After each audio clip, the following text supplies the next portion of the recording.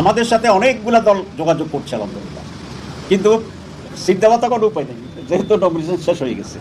তা আমরা বলেছি সিট পাবে না, আসতে পারলে আসা। এরকম অনেক দল আছে যারা আসতে চাচ্ছে ইনশাল্লাহ। আর আমাদের সাথে 11 দলই ছিল, ইসলামী আন্দোলন ছিল।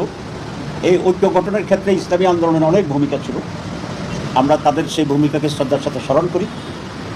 টুকটাক টেকনিক্যাল ইস্যুতে তারা নিজেরা আলাদা নির্বাচন করার জন্য সিদ্ধান্ত নিয়েছেন, আমরা নির্বাচনে তাদের সফলতা কামনা করি। আরেকটা কথা আপনাদের বলতে চাই, আমরা ইসলামী আন্দোলনের সম্মানে তাদের যিনি নায়েবে আমির আছেন তার আসনে আমরা কোনো ক্যান্ডিডেট না দেওয়ার সিদ্ধান্ত গ্রহণ করেছি।